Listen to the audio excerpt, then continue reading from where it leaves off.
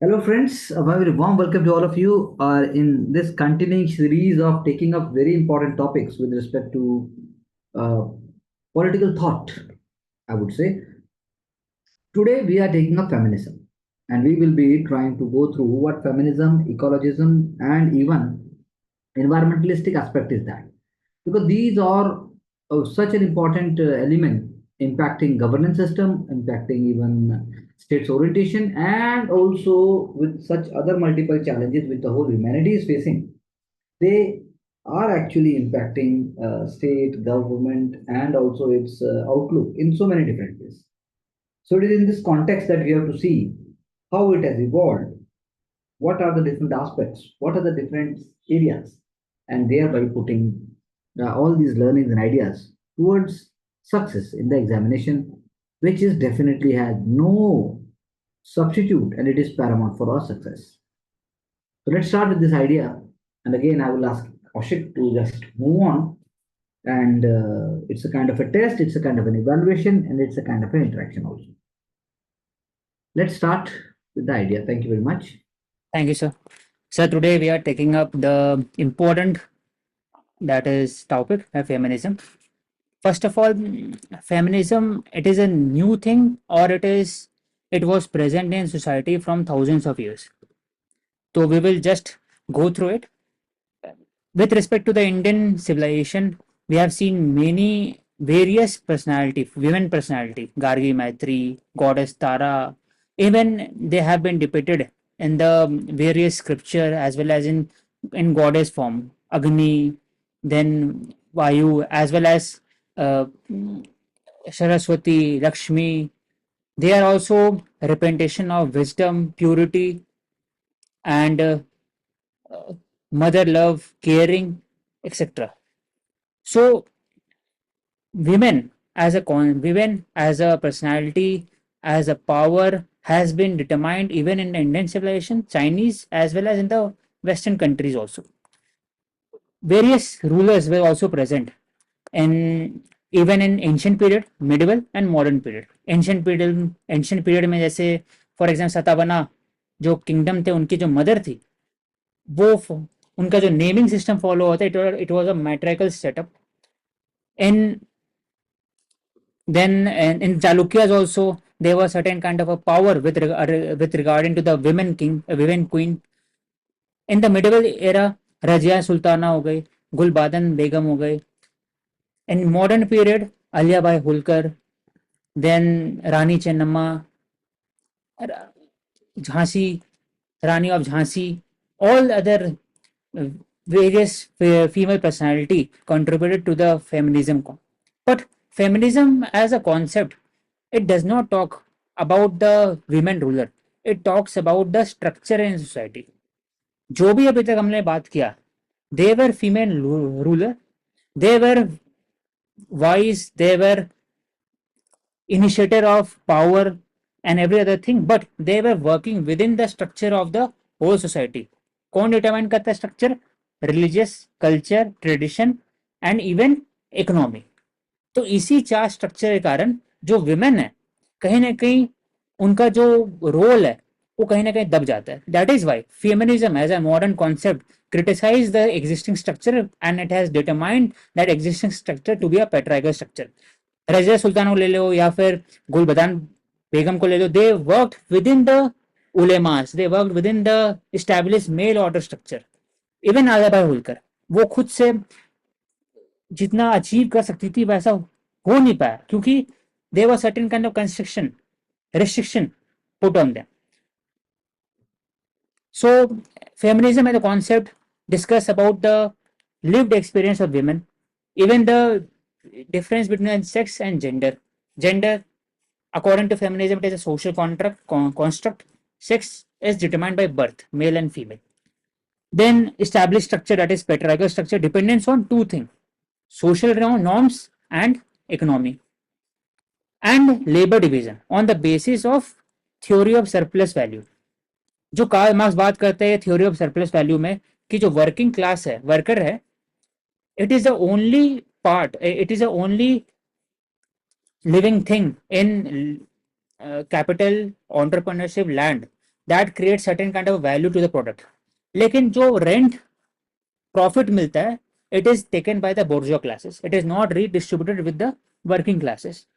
That is why same चीज को apply कर दिया जाता है फैमिली के अंदर में, कि जो अनपेड वर्क है regarding child caring, caring for husband, family and doing other works with in the family, उनके लिए अनपेड वर्क होता है। लेकिन उनका जो फ्रूट्स है वो मेल डोमिनेंट सोसाइटी वो ले पाते हैं। दैट इज वाई जो फेमिनिज्म एज अ कॉन्सेप्ट है, it is ideology, it talks about equality between men and women, as well as it criticizes the existing structure in the society.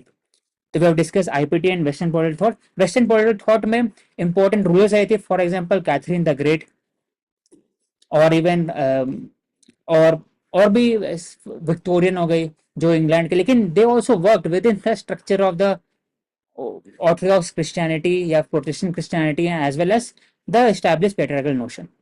तो 18th century में जब industrial revolution आता है, there was a need for the labour, और जब there is a increase liberalisation, उनसे associated जो भी थिंकर आते हैं वो फिर बात करना स्टार्ट करते हैं फेमिनिज्म के बारे में। तो उसमें मैरी वॉलस क्राफ्ट आती है, Wollstonecraft and JS Mill. JS Mill talked about कि पॉलिटिकल जो राइट्स है वो फीमेन को भी मिलना चाहिए, और इट शुड बी गिवन, और प्रॉपर्टी राइट्स भी उनका हक होना चाहिए, और वो पार्टिसिपेट कर सकती है even in labour etcetera. Frederick Engel use the dialectic materialism of Marx in family. अब उसमें क्रिटिसाइज करते हैं कि जो कैपिटलिस्ट सिस्टम रहता है वो पेट्रियार्कल स्ट्रक्चर, जो मेल ओरिएंटेड स्ट्रक्चर को सपोर्ट करता है। दैट इज वाई जो फीमेल जो वर्क करते हैं within the family, they are subservient to the male structure जो काम करता है। That is we need certain kind of freedom for female as a labour, उनको पार्टिसिपेट करना चाहिए, और इक्वल स्टेटस फैमिली के अंदर मिलना चाहिए। तो फेमिनिज्म में 3 कॉन्सेप्ट आता है, लिबरलिज्म, सोशलिस्ट एंड रेडिकल। तो लिबरलिज्म से लिबरल फेमिनिज्म आता है, that is individual thought, mail and female दोनों सेम है, उनका पॉलिटिकल राइट सेम होना चाहिए, equality of opportunity, equality before law, सब चीज प्रैक्टिस होना चाहिए। At the same time women के पास अधिकार है, वो हर जगह पार्टिसिपेट कर सके, वर्किंग क्लास के साथ भी बिजनेस स्टार्ट कर सकते हैं हर जगह। फॉर एग्जाम्पल जेएस मिल वो बात करते हैं। Socialist feminism discuss regarding the economic structure and how it is supporting the patriarchal structure. तो it is a critique of the capitalist system on the basis of feminist lens. तो Friedrich Engels first icon थे that talked about the economic criteria that is supporting the whole patriarchal notion. कैसे economic means of production male के हाथ में होता है, तभी female dependent हो जाती है। तभी हम लोग अभी बात करते हैं कि कैसे फाइनेंशियल ऑटोनॉमी लेकर है, कैसे हम लोग लखपति दीदी का बात करते हैं अभी, ताकि फीमेल अगर इंडिपेंडेंट हो जाएंगे तो वो अपने वेलफेयर, अपने बच्चों के वेलफेयर, फैमिली वेलफेयर को खुद से सोच सकती है, rather than being dependent on male, कि आप महीना का कुछ पैसे दे दो या फिर पॉकेट मनी दे दो एक्सेट्रा। तो वो सोशल फेमिनिज्म हो गया। Radical feminism radical on the idea of feminism. So feminism that is seeing through the lens of female. तो फीमेल सेंट्रिक सिस्टम होना चाहिए, मैट्रिकल सेटअप होना चाहिए, सोशल हायरार्की के अंदर में फीमेल सेंट्रिक, हर चीज फीमेल सेंट्रिक होना चाहिए। फॉर एग्जांपल हायरिंग में फीमेल को more and more affirmative action मिलना चाहिए, फीमेल सेंट्रिक लॉज पॉलिसी बनना चाहिए, इकोनॉमिक सपोर्ट करना चाहिए, at the same time period leave हो गया, बाकी सब चीज फीमेल सेंट्रिक होना चाहिए। तो वो रेडिकल फेमिनिज्म। लेकिन लिबरलिज्म फेमिनिज्म में बात होता है कि मेल एंड फीमेल इक्वल है, political, economic and social right सबको सेम होना चाहिए। तो Kate Millett, she is an icon, वो बात करते हैं कि जो फैमिली है और जो पब्लिक लाइफ और प्राइवेट लाइफ है, इट कैनॉट बी डिफरेंट। क्योंकि जो अबॉर्शन है, अधिकतर में तो अबॉर्शन तो एक फीमेल का अधिकार है अपने बॉडी के ऊपर में, लेकिन उसके ऊपर भी रिस्ट्रिक्शन है, that is put up by the society, religion, custom, even state. That is why जो प्राइवेट बॉडी है उस पर भी पब्लिक का अधिकार है, पब्लिक का राइट्स है, पब्लिक का लॉज है। That is why she talked about कि अनदर जो इंपॉर्टेंट फेमिनिस्ट आइकन थे, दे टॉक्ड अबाउट कि private is political, everything is political, sex is political, हर एक चीज, sexual control, for example rape is used as a tool of torture, as a tool of domination by the countries in using army, हर जगह देखा जाता है। तो radical feminism talked about sexual liberation of women, और पहनने का हो गया, कपड़ा पहनने का हो गया, इवन लिव इन रिलेशन, हर एक चीज में। तो रिगार्डिंग इंडिया, इंडिया में प्री इंडिपेंडेंस में we discuss several important thinker, important जो रूलर थी, थिंकर में जो हेल्प किए सोशल रिफॉर्म में, Raja Ram Mohan Roy, Ishwar Chandra Vidyasagar, then Dadabhai Naoroji, justice Ranade, Jyotiba Phule, Mahatma Gandhi, Jawaharlal Nehru, Annie Besant, Sarojini Naidu, Shekhar, बाकी और भी इम्पोर्टेंट आइकन है दैट टॉक्ड अबाउट फीमेल। और प्री इंडिपेंडेंस में पहली बात 1890s में एज ऑफ कंसेंट बिल आता है, दैट टॉक्ड अबाउट कि एज ऑफ कंसेंट जो शादी करने का होता है उसको बढ़ना चाहिए, 12 years होना चाहिए। उसके बाद फिर female rights in education, regulation of Sati, abolition of Sati act 1829, window remarriage 1856। उसके अलावा फिर 1920s में शारदा एक्ट आता है, इसमें और 1919 में विमेन को अधिकार मिलता है वोटिंग करने के लिए। तो ओवरऑल जो फेमिनिज्म है, इट इज इवॉल्विंग। पहला जो फेमिनिज्म ड्राइव होता है, first wave of feminism, it talked about political equality, political rights, that is equality in, equality on opportunity in equality before law, eight the same time vote करने का अधिकार equal होना चाहिए सबको। 1820 से आते आते यूएस में, even in UK, even in India 1919 government of India act में अधिकार मिलता है। उसके बाद सेकेंड वेव आता है जिसमें बात होता है रिगार्डिंग की बाकी सब एस्पेक्ट में, सोशल एस्पेक्ट में, फॉर एग्जाम्पल जॉब्स में, इवन बात करते हैं हम लोग रिगार्डिंग प्रॉपर्टी राइट्स में, फार्मर्स भी फीमेन विमेन होना चाहिए, विमेन का पार्टिसिपेशन हर जगह बढ़ना चाहिए। तो हर एक एस्पेक्ट में सेकेंड वेव ऑफ फेमिनिज्म हो गया। थर्ड वेव में होता है कि सेक्सुअल लिबरेशन, कि फीमेल का जो अधिकार है अपने बॉडी पर, वो उन्हीं का अधिकार होना चाहिए, with regarding to the abortion हो गया।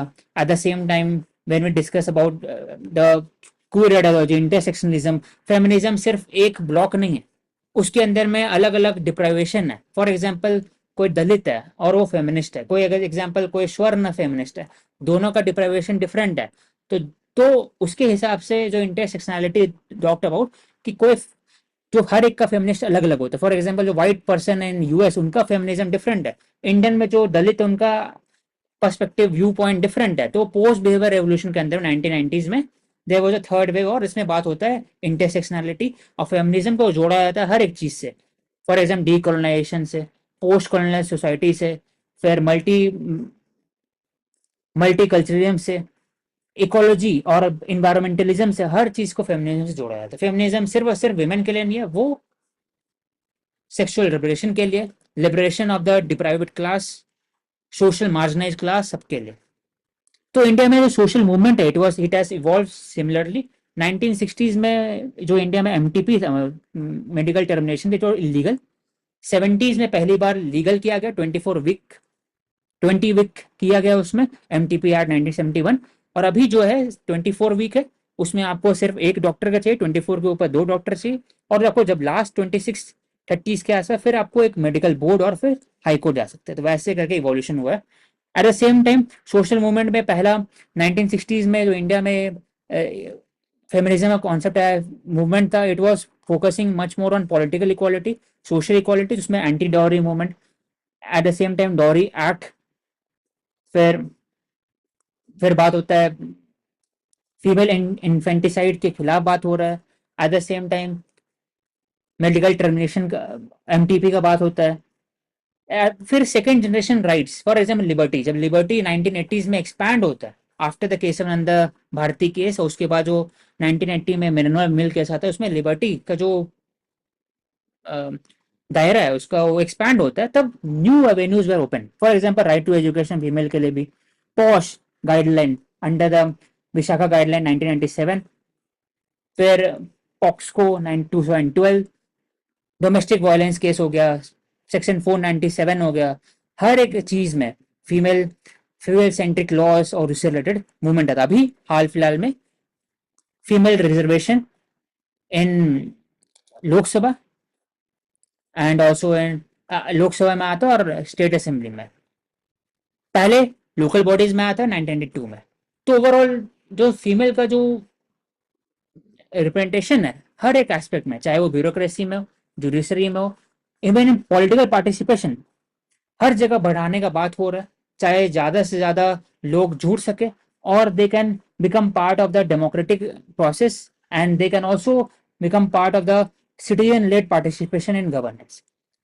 तो इंडिया में वेरियस रिफॉर्मिस्ट आज भी है, उषा ठाकुर, विभूति पटेल, नीरा देसाई, जो क्रिटिसाइज करती है जो पॉलिसीज को which is patriarchal in structure, which is not gender centric, and the same time जो अभी स्टेटस है फीमेल का वो ऐसा है कि लेबर पार्टिसिपेशन बढ़ते जा रहा है, there is a reduce in maternal mortality rate as well as there is increase of female participation in political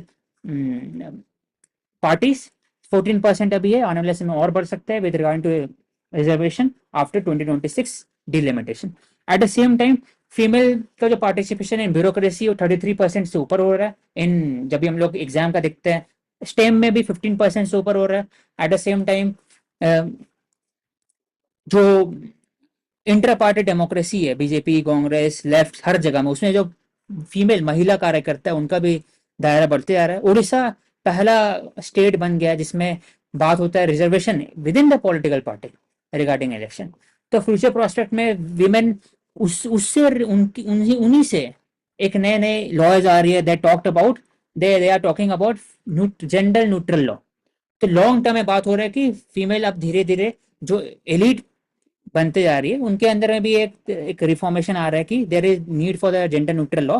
for example domestic violence case या फिर डाउरी केसेस जिसमें there is a blanket provision for arrest for the husband as well as family, और साथ ही साथ alimony से लेकर बाकी सब एस्पेक्ट में। तो over the years we are moving towards the progressive society and जो feminism as a doctrine it is evergreen, it is evolving और it is diffused in various form of several other social movement, for example Dalit movement, OBC movement, उसके अंदर में diffuse हो गया इन्वायरमेंटलिज्म जो हम लोग आगे बात करें। तो we have completed first part.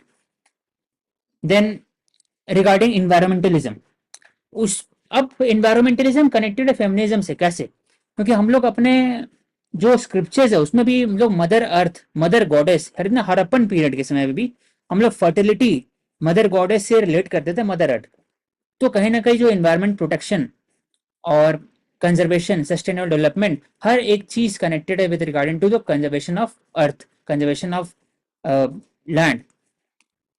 अब बेसिक जो एलिमेंट है इन्वायरमेंटलिज्म का इसका है कि आप सिस्टम थ्योरी बनाइए with regard to environment. Environment खुद पे एक सेल्फ रेगुलेटिंग सिस्टम है और due to the anthropogenic measures taken by the human in last 10,000 years there has been shift towards a more capitalist or more exploitative model, जिसके कारण there has a depletion of environment. So we need certain kind of initiative policies to show that sustainable goal is achieved. तो Indian wisdom talks about कि mother is earth और हम लोग को protect करना चाहिए। हम लोग 3R इकोनॉमी प्रैक्टिस करते हैं, सिर्फ प्रीच नहीं करते डेली लाइफ में। एट द सेम टाइम हम लोग एग्रीकल्चर से रिलेटेड जो भी हार्वेस्ट फेस्टिवल है वो एक तरह का एलिमेंट है इन्वायरमेंटलिज्म का। जो भी हार्वेस्ट फेस्टिवल है इंडिया में, चाहे वो छठ हो जाए या फिर लोहड़ी हो जाए एक्सेट्रा, बाकी जो पोंगल हो गया, ओणम हो गया। एट द सेम टाइम जो Indian wisdom it talks about कैसे हम लोग कंजर्व करें। तो जो सोशल रिफॉर्म मूवमेंट स्टार्ट हुआ एनवायरमेंटलिज्म के अंदर वो भी रूट से driven from the scripture, Upanishad, Ramayana, Mahabharata as well as the traditional custom, sacred grove. जैसे हम लोग पूछते हैं हर एक पेड़ पौधा को, ऐसे कभी हम लोग देखते हैं कि कुछ कुछ फेस्टिवल के अंदर में पेड़ के चारों तरफ राखी बांधते हैं। दे दिखाता है कि जो पीपल का पेड़ है that is very sanctimonious for the Indian civilisation. At the same time हम लोग नेचर वर्शिप में पार्टिसिपेट करते हैं in Chhath Puja. At the same time जो प्रोटेस्ट भी रहा है वो एक तरह से इन्वायरमेंट सेंट्रिक रहा है। चिपको मूवमेंट इन उत्तराखंड 1973, फिर अपीको movement in western Ghat in 1980s, और उसके बाद जो भी मूवमेंट हुआ है। तो Indian wisdom is driven from scripture, it is driven from tradition, art form, culture and traditional wisdom. Whereas western thinking वो रोमांटिसिज्म से है, romanticism after it was during the enlightenment period, जब बात हो रहा था कि there is a increase industrial revolution, तो सब कोई रोमांटिक जो ऑथर थे और थिंकर थे, they talked about back to the villages, पहले का जिंदगी अच्छा था, व्हेन पीपल वे are not corrupt by the modern civilization, modern way of life, and they were very used to living with the environmental और जो भी ट्रेडिशन था। उसके बाद धीरे धीरे there was a scientific background. 1800 में 1900 में इंपॉर्टेंट थिंकर है, लेकिन उनका रोल बहुत स्पेसिफिक था। इवन टॉल्स्टॉय टॉक्स अबाउट कि एक सोशल सोशल सोशलिज्म होना चाहिए, यूटोपियन सोशलिज्म होना चाहिए, at the same time you have to conserve environment also. 20th century में धीरे धीरे एनवायरमेंटल कॉन्सेप्ट आता है, लेकिन it gain momentum after 1960s, जब खास करके when there is a talk about 1972, जब हम लोग बात करते हैं अर्थ समिट होता है, फिर 1987 में ब्रंटलैंड रिपोर्ट आता है, अर्थ समिट यूएनईपी फॉर्मेशन होता है, और चेरनोबिल, और at the same time Bhopal gas tragedy होता है। There was a talk around the globe there is need for the environmental protection because humanity as a whole can not survive earth if we are continuing exploiting the earth for our own purposes. तो 1980 से there was a increase focus on environmentalism और different different laws और convention आता है, Montreal protocol आता है पहले regarding the ozone layer protection. 1992 में फिर conservation of biodiversity act, convention of biodiversity CBD, UNFCCC framework climate change, UNCCD combating desertification, forest principle, Rio 21 principle, फिर क्योटो प्रोटोकॉल सीबीडी के अंदर में, फिर नगोया और बाकी सब इंपॉर्टेंट जो प्रोटोकॉल आते हैं that talked about environment conservation. Eight the same time Paris climate also talked about कि कैसे हम लोग एनवायरमेंट को कंजर्व कर सकते हैं with the help of finance, carbon credit etcetera. लेकिन क्वेश्चन उठता है जो एनवायरमेंटल कंजर्वेशन है, इट इज डीप इकोलॉजी और नैरो इकोलॉजी। डीप इकोलॉजी मतलब यू इकोसेंट्रिज्म, जो अर्थ है वो बीच में, इन्वायरमेंट प्रोटेक्शन बीच में, और उसके चारों तरफ आपको जो कदम उठाना वो करे, लेकिन जो मेन फोकस वो इन्वायरमेंट प्रोटेक्शन है। लेकिन सस्टेनेबल डेवलपमेंट है, it is not deep ecology, it is narrow ecology. क्यों? क्योंकि सस्टेनेबल डेवलपमेंट मान के चलते हैं कि ह्यूमन सेंट्रिक अप्रोच होना चाहिए, ह्यूमन का जो वेलबींग है वो इंपॉर्टेंट है, उसके बाद इन्वायरमेंट है। फॉर एग्जाम्पल एग्जाम्पल देते हैं इंडिया का। वेस्टर्न घाट में जब 1980s में there was a social movement in environment, Appiko movement, तो उसके बाद फिर there was a protest against the construction activities of various government, Karnataka में होगा, Maharashtra as well as in Kerala. तो फिर गडकरी रिपोर्ट आया था, जो बात किया गया कि 45-50% से ऊपर सब वेस्टर्न घाट को आप इकोलॉजिकल सेंसिटिव जोन घोषित कर दीजिए। It was a ecocentrism, deep ecology. वो बात की कि until unless there is a protection of the western ghat, the people who are dependent on the western ghat और बाकी जो surrounding it cannot, they cannot exist long term में, it will impact them also। but लेकिन उसके बाद कस्तूरी रंजन जो report आया, it talk about कि कुछ कुछ एरिया 33% से नीचे आप इकोलॉजिकल सेंसिटिव जोन अप्रूव करिए, और हम लोग ईआईए का फोकस कर सकते हैं, इन्वायरमेंट इम्पैक्ट असेसमेंट यूज कर सकते हैं, ताकि दोनों मैनेज कर सके। तो ये हो गया नैरो इकोलॉजी।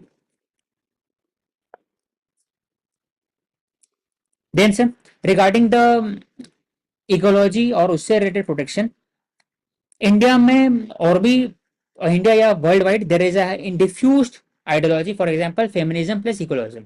फेमिनिज्म क्यों एसोसिएटेड है इससे? क्योंकि फेमिनिस्ट मानती है कि जो अर्थ है it is mother earth and it is exploited by the capitalism for the production of product etcetera. और जो कैपिटलिज्म है it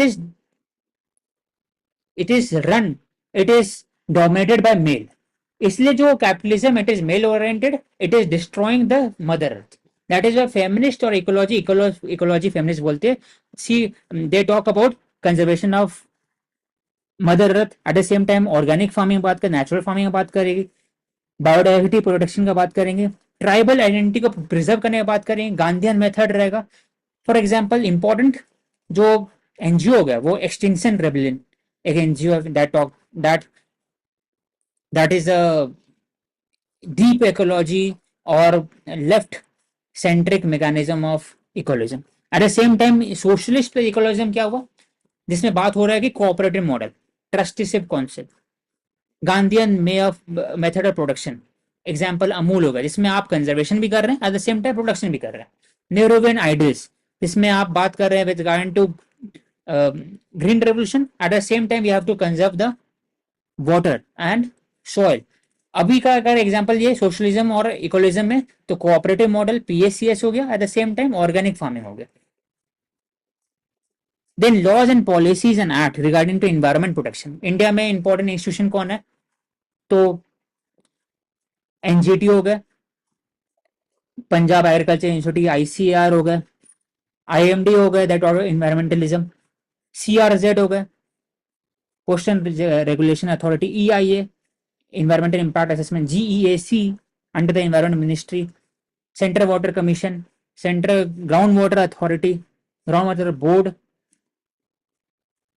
then several kind of laws जो इंडिया में इनैक्ट हुआ, क्योंकि जो environmental laws है it was followed in 1970s और 42nd amendment act में environment right to protection of environment become the part of the,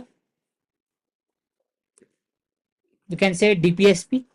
At the same time fundamental duties में बात किया गया है कि everyone has to protect environment. At the same time various laws of past, for example wild protection act 1972, air act 81, water act 74, CPCB that is established by 1974 act, SPCB, air act के बाद noise pollution rules 2000 under the air act. At the same time we are focusing on ozone cell, फिर national action plan for climate change, Namami Gange initiative हो गया, and plastic waste management act, solid waste management act rules 2016, 18, E waste, biomedical waste. At the same time we are talking about conservation of wild life, तो wild life के लिए we have implemented several important project tiger 73, 1992 project elephant, फिर lion हो गया और फिर dolphin भी है, at the same time snow leopard, and we have been successful. Even we have established several tiger reserve, national park, bio bio bio reserve हो गया India के अंदर में, to protect the environment as well as to protect the wild life species. IUCN के अंदर red book list है, उसको भी हम लोग इंप्लीमेंट करते हैं इंडिया में under the WPA act amendment, जिसमें चारों लिस्ट है, जिसे बात करते हैं how we can protect the existing species of animal as well as plant. CITES जो इम्पोर्टेंट इंटरनेशनल अथॉरिटी है that talks about regulation of trade in endanger species, उसके हिसाब से हम लोग कैसे इंप्लीमेंट करते हैं इंडिया के अंदर में। Further national biodiversity act establish under convention of biodiversity, convention of biodiversity CBD, उसके अंदर एनबीए हो गया, national biodiversity authority, then state biodiversity authority, even district cell, फिर अलग अलग हीट एक्शन प्लान हो गया और सेवरल मैकेनिज्म। तो ईआईए हो गया, ईआईए में 2006 में आया था अमेंडमेंट जब पहली बार स्टैब्लिश किया ईआईए प्रोटोकॉल। अभी जो ईआईए नोटिफिकेशन है इट इज 2020 ड्राफ्ट। तो we have implemented several schemes, several policies with regarding to the environment, और तभी लोग के अंदर अभी भी अवेयरनेस है regarding the environmental conservation. And हम लोग देखते हैं for example online protest Twitter में हो गया, सेव सॉइल सेव रिवर्स, जो एक बड़ा मुहिम छड़ा गया था 2020 के आसपास में, हैशटैग सेव रिवर्स।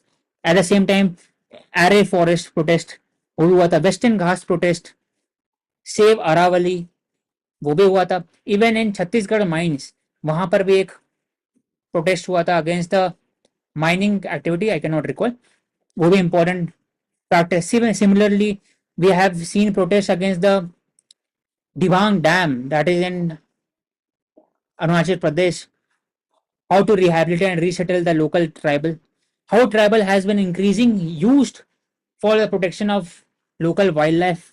उसको हम लोग यूज किया, फॉर एग्जाम्पल हम लोग MISHTI programme for saving the for conserving the mangroves in West Bengal and Sundarban वहां पर, या फिर हम लोग सोलिगास को यूज करते हैं इवन इन गुजरात, वहां पर भी ट्राइब है, they are Dhar tribe, they are being used to for the protection for the lion population. At the same time Gaddis और जो नॉर्दर्न ट्राइब है उनको हेल्प किया जाता है with regarding to the snow leopard, उनसे रिलेटेड प्रोटेक्शन. इंडिया में अलग अलग इन्वायरमेंट से रिलेटेड मूवमेंट हुआ है, we discuss Narmada Bachao Andolan, Chipko movement, Appiko movement. And present status में देखा गया है कि Ladakh protest was also environmental movement. Then there is a protest for conservation of Western Ghat in Kerala against the government, left government, for development process. At the same time, जो तूतीकोड़ी में protest हुआ था, तूतीकोरिन में against the Sterlite company, copper company, it was also environmental protest.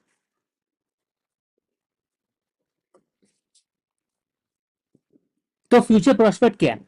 India is focusing much more on environment as well as human development. Slowly, we are moving towards goal of being a carbon neutral country by 2070.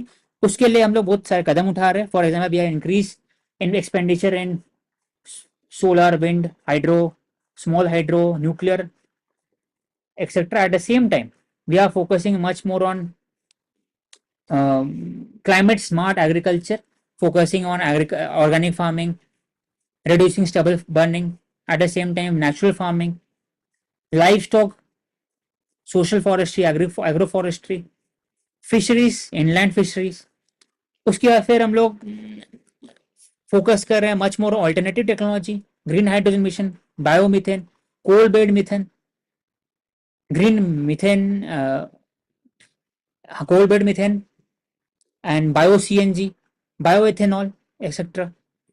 तो climate change में हम लोग काम करते आ रहे. We are well on target to achieve carbon neutrality with the help of climate finance, जो carbon credit हो गया, ग्रीन क्रेडिट हो गया, at the same time from the grants given by the world bank I and even big institution such as JICA, JICK, then US aid, etc. So long term, we are well approaching to achieve our climate change target, and we have adopted the spirit of Vasudhaivam Kutumbakam, and we are talking about climate change as a model not only in our country but also supporting the other countries, African countries, Asian countries, through use of institution WTO के अंदर में, even in UNEP, UNFCCC, as well as supporting through institutions such as CDRI and International Solar Alliance. Thank you, sir.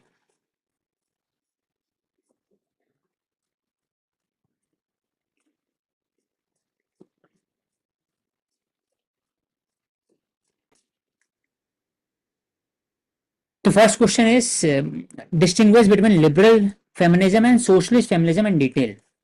So we will discuss first feminism है क्या. It is talking about family, individualism, at the same time critique of the established capitalism and associated patriarchal structure. तो liberal और social में differences है कि liberal feminism talks about individualism, family oriented, equality between the male and female, and political representation, equality before law, as well as social feminism discuss about economic redistribution and how capitalism supports patriarchal structure. It criticizes the whole unpaid labor within the family system on the basis of Engel critique, and how the labor in the labor female participation can be improved.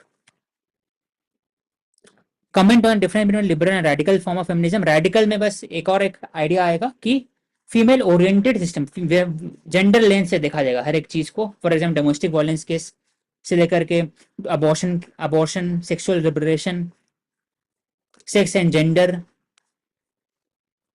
Other aspect.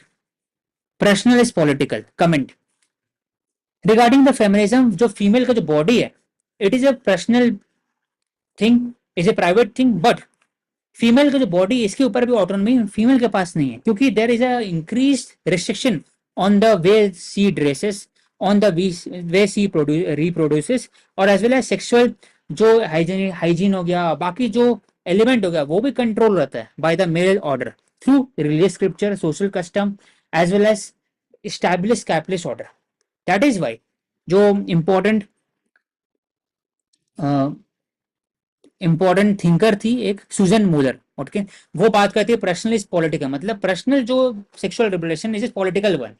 Politically आप achieve कर सकते हैं liberation, जो सिर्फ personal agenda से नहीं हो सकता, क्योंकि कहीं ना कहीं जो laws regulation impact the private life.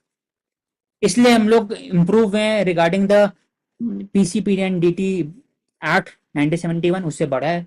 Period leave का बात होता है, then menstrual hygiene and the same time abortion, फिर ड्रेसिंग सेंस से लेकर के जो कंपटीशन होता है विथ रिगार्डिंग द फीमेल, और ट्रांसजेंडर का पार्टिसिपेशन फीमेल, तो हर एक चीज में एक पर्सनल इम्पैक्ट करता है. That can change only if the women is increasing or deliberation in political field as well. That is.